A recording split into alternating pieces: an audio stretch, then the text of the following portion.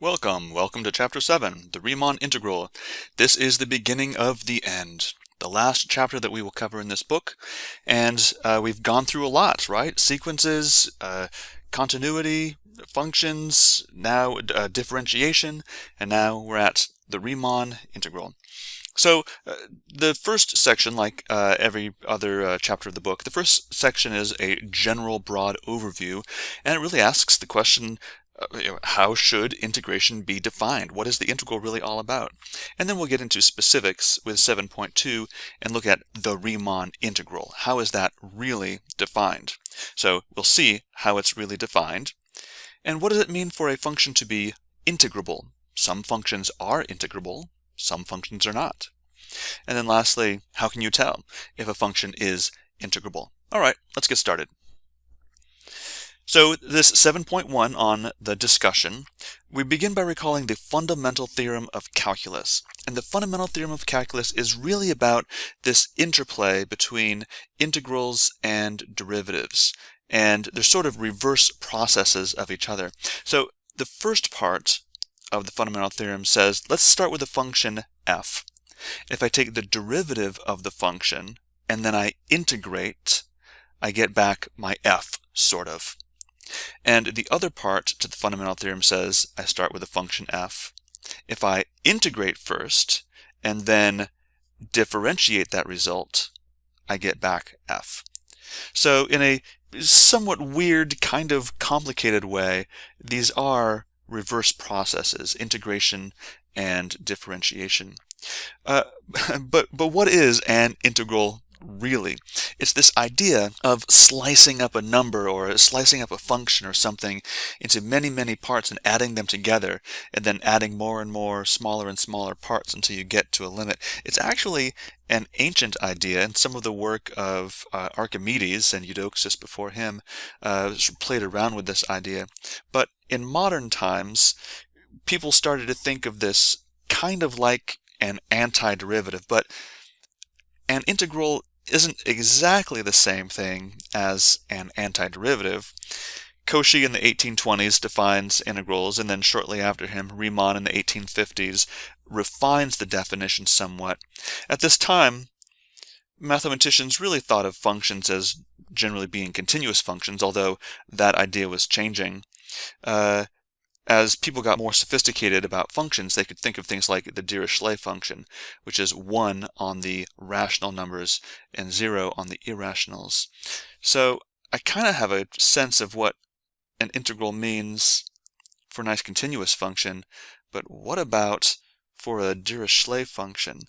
Area under the curve is a guiding principle, and it's guided mathematicians, but in the early 20th century, people started to try to generalize this idea of the integral to functions that weren't clearly integrable. Clearly, something like a nice continuous function has an integral, but how do you integrate something like the Dirichlet function? So Lebesgue integrals are a generalization of Riemann integrals. Now, we won't talk about them in our class. For us, and for Calculus 1, and in general for most people at the beginnings of mathematics, knowing and feeling and understanding the Riemann sum is sufficient. But I just want to let you know that these ideas develop over time, just like the idea of a function has changed from primarily continuous to stranger things. So too, the idea of an integral is flexible and changes over time. Okay, now on to the actual Riemann integral. First, a GeoGebra demonstration. Here are the big ideas we're going to talk about. First, we need a function. Right? There is a function, and we need endpoints. We need an interval, a and b. So this point on the left is my a, and the point on the right, that's the b. And the first thing I do is define a partition. And a partition is some x values, where the leftmost x value is a, the rightmost x value is b, and maybe there are a few x values in between. So that partitions the interval. Now, this partition creates several subintervals. There's my first subinterval, second subinterval, third, fourth, fifth subinterval, and so on. In this case, I have 11 subintervals. And on each subinterval, here's what I'll do. I can do an upper sum and a lower sum. Let's look at the upper sum first. On each subinterval, I look at where the function attains its maximum value, and I use that function value across the entire interval. Now, in this first interval, the function value has its max not at an endpoint, but actually at an interior point. Most of these times, the max occurs at an endpoint of the subinterval. Here's another one. The max is at an interior point. And so just like with the upper sums, I can also form lower sums. So for every interval, I look at the smallest function value on that interval, and that becomes the height of the rectangle. Now look what happens. Let me back this up a little bit.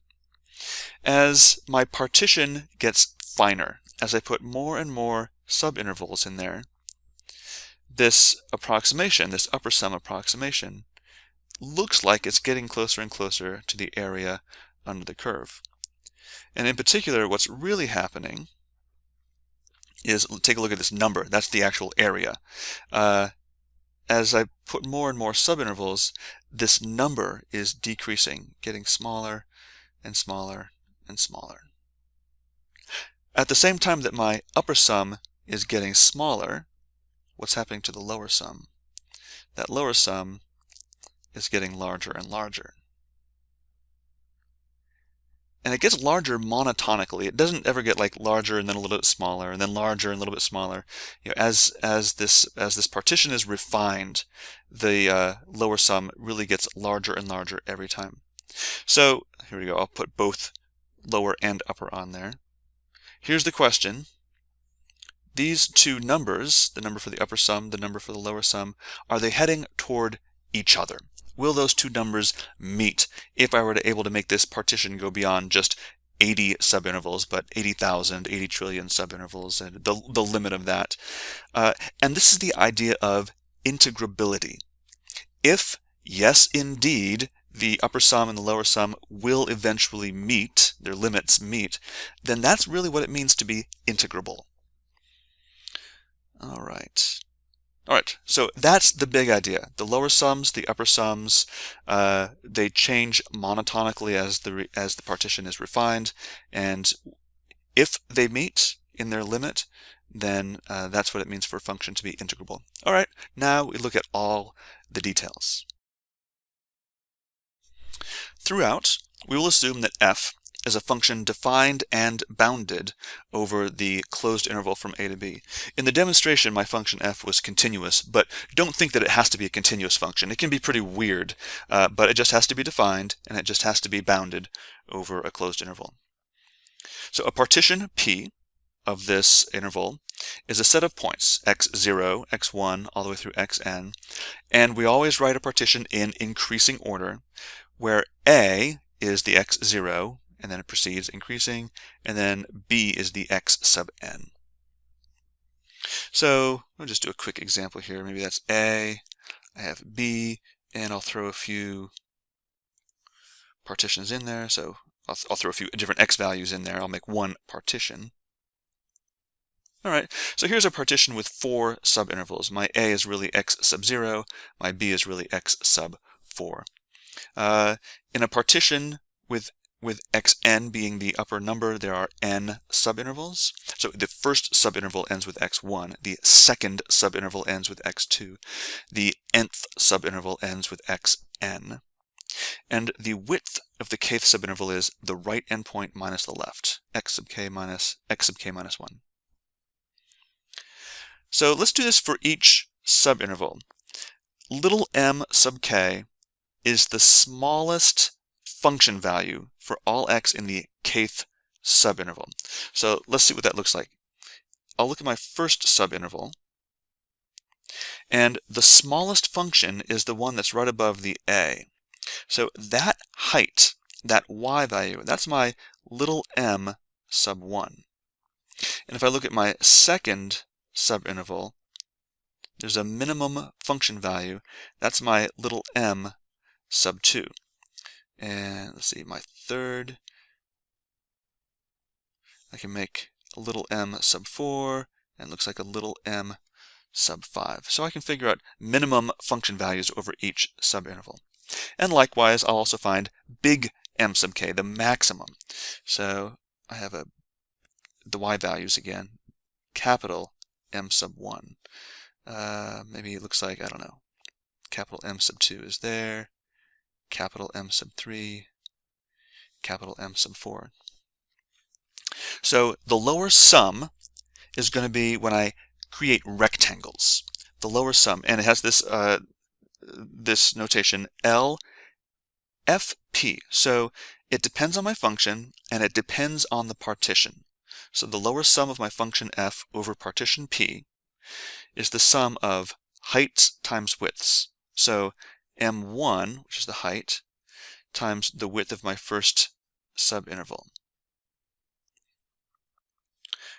And then when k is 2, m2, that second height, the minimum height, times the width of my second subinterval, and so on. So I can find, oops, oh, that must have been my minimum there. There we go, that looks better. In a similar way, the upper sum is u of f of p. It depends on the function and it depends on the partition, and it's really just a sum of heights times widths for all the rectangles there. So that's how we define the upper sum and the lower sum of a function for a particular partition. Now, it should be clear that if I fix a partition P, then the lower sum over that partition is going to be less than or equal to the upper sum for that partition, because we can see for each individual subinterval this is clearly true. Now let's talk about a refinement. Partition Q is a refinement of P if Q contains all the points of P. Let me go back to the GeoGebra and show an example. Alright, so here we are. When I started off, I had 3 points in my partition, 1, 4.8 or something, and 10. And as I let my n increase, I'm adding new points, but I'm not taking away any of the ones that were there before. I'm keeping all the old ones and just adding new ones. This is what makes a refinement. The partition doesn't just change totally, I'm only adding new points there. So where I end up here, n equals 47, this partition is a refinement of, say, go back a little bit earlier, any of the previous ones. We might call this a coarse partition and this one a fine partition. All right, let's go back. So Q is a refinement of P if Q contains all the points of P. In other words, if P is contained in Q. Q is the refinement. So here's our lemma. If P is contained in Q, then the lower sum at partition P is less than the lower sum of at partition Q. So as the partition gets finer, the lower sum increases. And look what's happening to the upper sum. As the partition gets finer, the upper sum is decreasing, just like we saw in the GeoGebra demonstration. So a proof for this, there's not much to it. Let's just look at a single subinterval. So let's say that I have my x sub k minus 1 on one side, x sub k on the other, and we'll focus on these lower sums. And what happens when a single point z is added?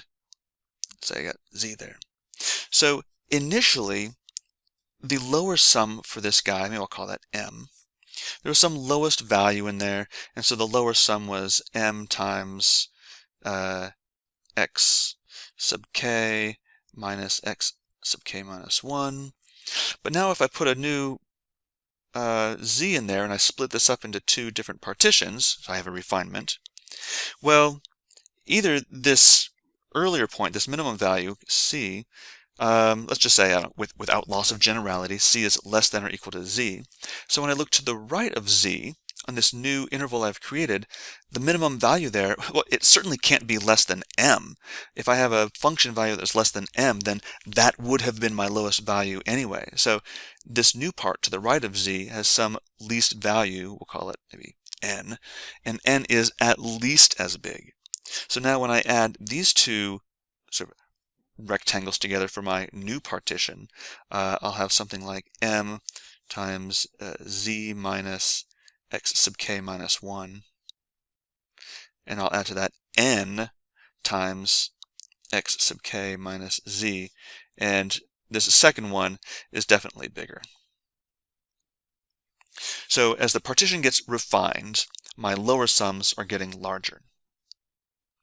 Here's another lemma about the comparison of these lower and upper sums. And this is interesting. This maybe is not quite as obvious.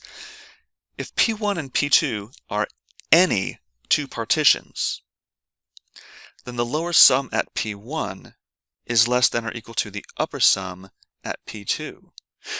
We know that generally it feels like lower sums are less than upper sums, but this is interesting. This adds a new twist. For any two partitions, you take the lower sum of one partition, it'll be less than the upper sum of the other partition. The upper sums and lower sums, they live in two totally separate worlds. Now, the proof for this actually is pretty straightforward. It's only a couple lines. And here's a clever trick. I'm going to make a new partition, Q, that is the union of all the x values in my other two partitions. So in fact, Q is a refinement of P1, and Q is a refinement of P2. So let's see what we can say here.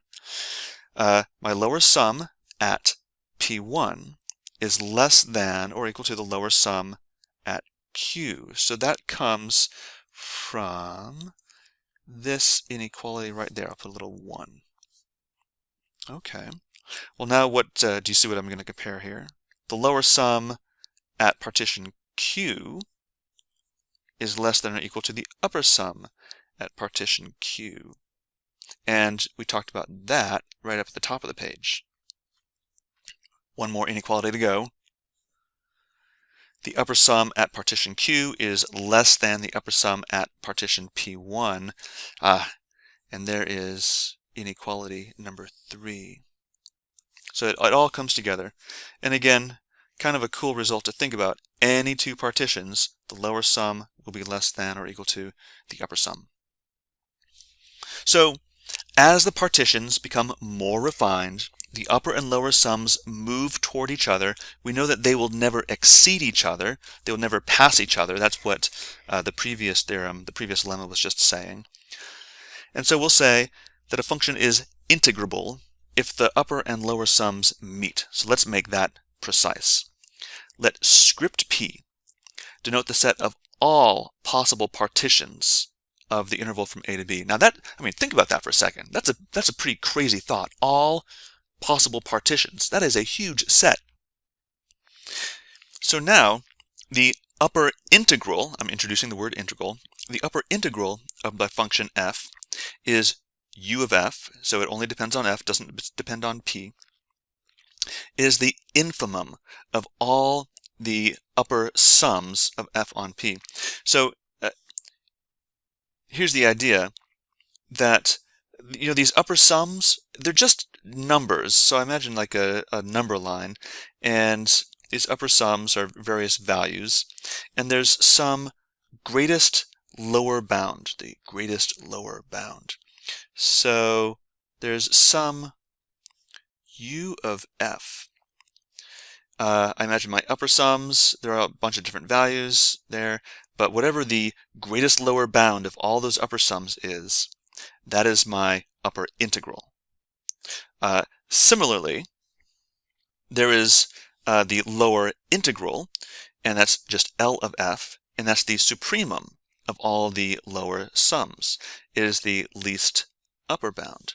So on this number line, lower sums are just numbers, and there's a bunch of different numbers, and if I took the least of the upper bounds, and I call that L of f.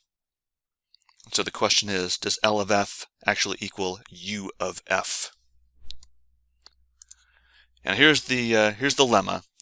If f is defined and bounded on this closed interval, then the lower integral will be less than or equal to the upper integral. Well, the proof, it just follows basically from the previous lemma. If you believe this for all lower sums and upper sums, it follows in a pretty straightforward way to lower integrals and upper integrals. It's a homework assignment, but I will not prove that. And finally, here we go. We can give a real definition now. A bounded function f defined on a closed interval from a to b is Riemann integrable if the lower integral equals the upper integral. That is exactly what it means to be Riemann integrable. In this case, there's some notation. We can do the curvy s a b to f, or throw some x's in there too. Given a function f over a closed interval, how can we tell if it is Riemann integrable? You know, if just given a function by picture or given it symbolically, how do I know if the upper integral will equal the lower integral? So there is a way to do this, and this is our integrability criterion. This is the official, the definitive way for determining yes or no if a function is integrable. Let's read this. A bounded function f is integrable on AB if and only if, for every epsilon greater than 0, there exists some partition, p sub epsilon, of the interval, such that the upper sum at p sub epsilon minus the lower sum at p sub epsilon is less than epsilon. What this is saying is that I can find a particular partition. I can find a partition that makes the upper sum and the lower sum arbitrarily close.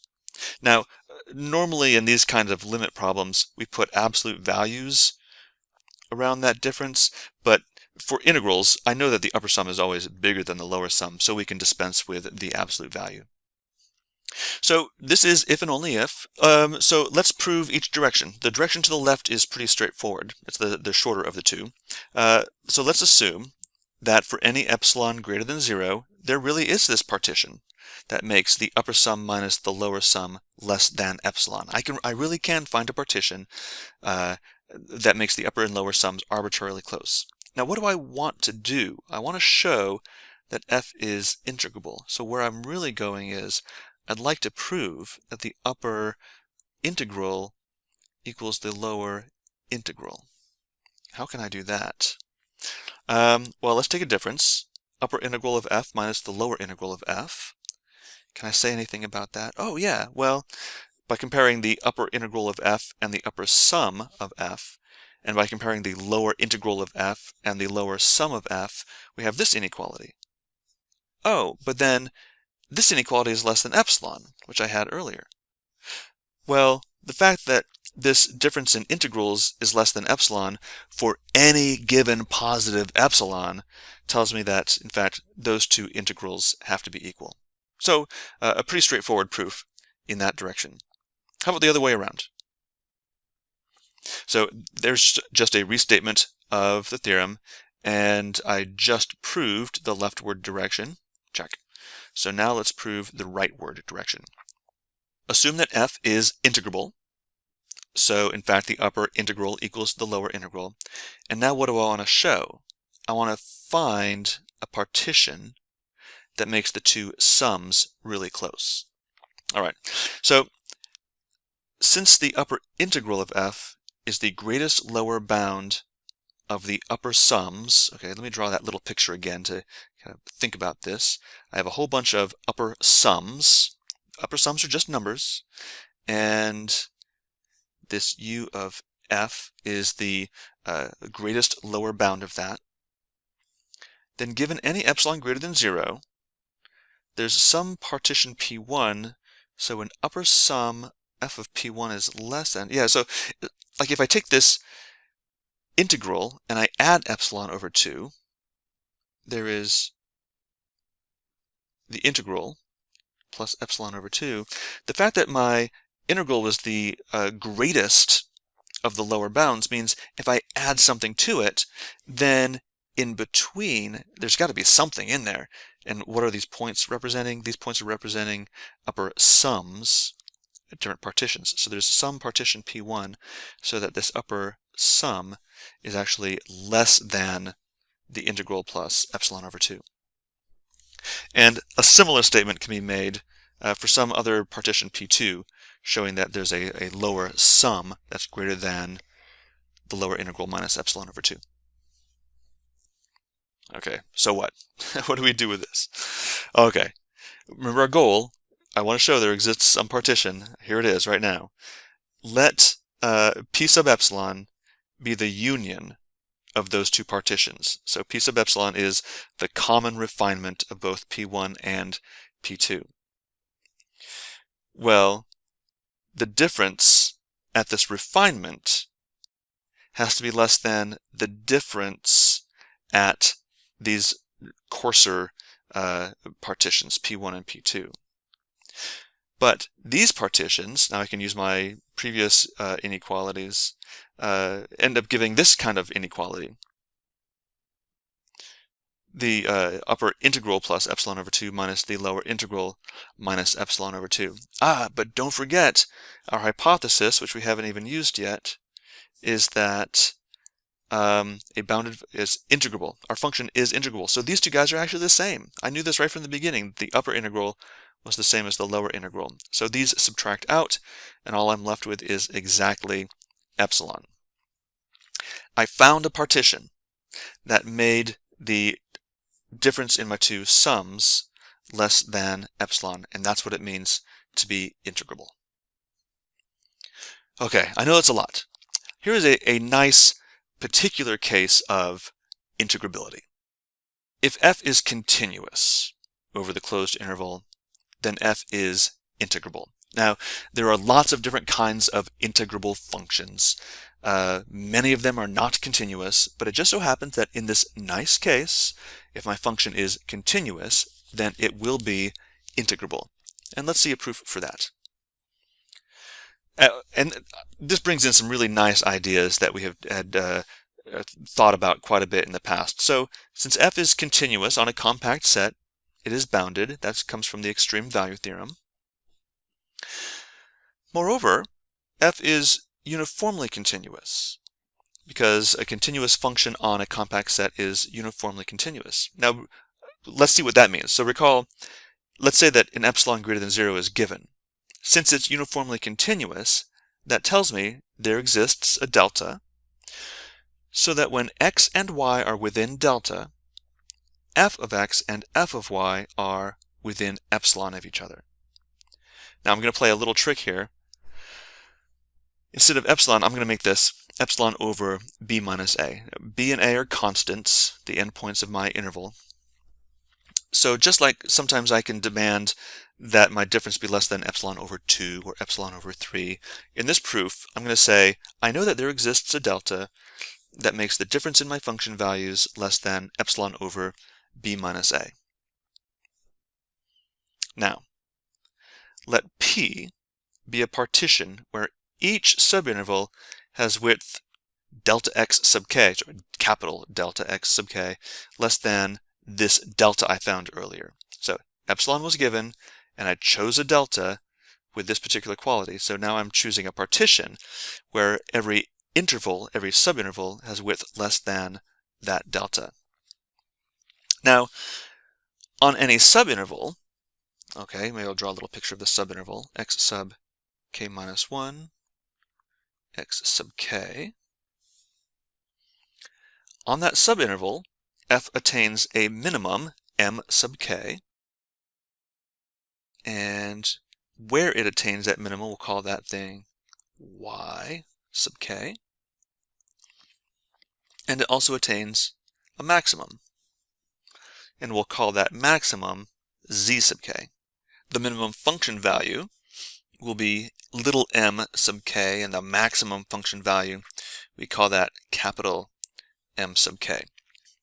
But look, the difference between yk and zk, since they're both inside the interval, they are less than the little delta. So the difference in the function values, big M sub k minus little m sub k, is less than that epsilon over b minus a I demanded earlier.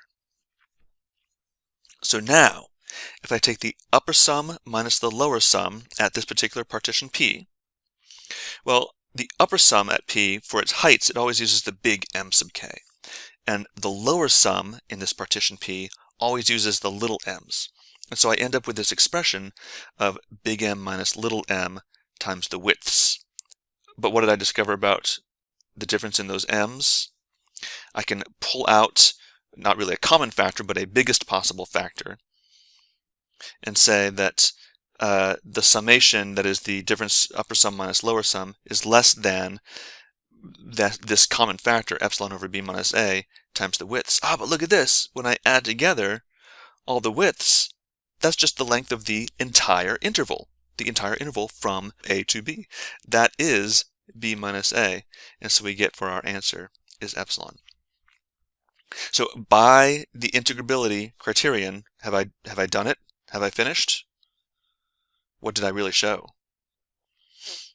I discovered a partition P that has the quality that the upper sum at P minus the lower sum at P was less than epsilon.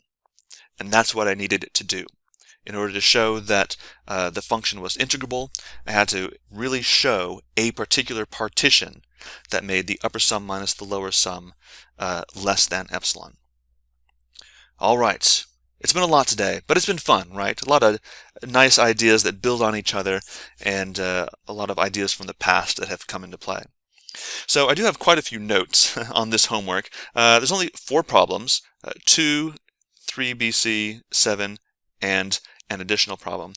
Problem 3 has 3 parts to it, A, B, and C. Don't do part A, but you will definitely use part A in order to finish parts B and C. Also, in parts B and C, the way it's written in the book uses a function f of x equals x. I don't want you to use that. I want you to use f of x equals x squared. And you will need this formula. The sum of the squares is that expression right there. Problem number 7. I really want to see you use theorem 7.2 and 8 to solve this one. That theorem was the integrability criterion. The integrability criterion played a key role, right, in our proof that continuous functions are integrable. So you'll probably do something a little similar to help you solve problem 7. And then one last problem, an additional one, use that same theorem again, 7.2 and 8, to show that Dirichlet's function is not integrable over any interval from a to b. All right, that's it. You have your task in front of you. Stay strong. You can do it. Keep at it. Budget your time. And ask me if you have questions.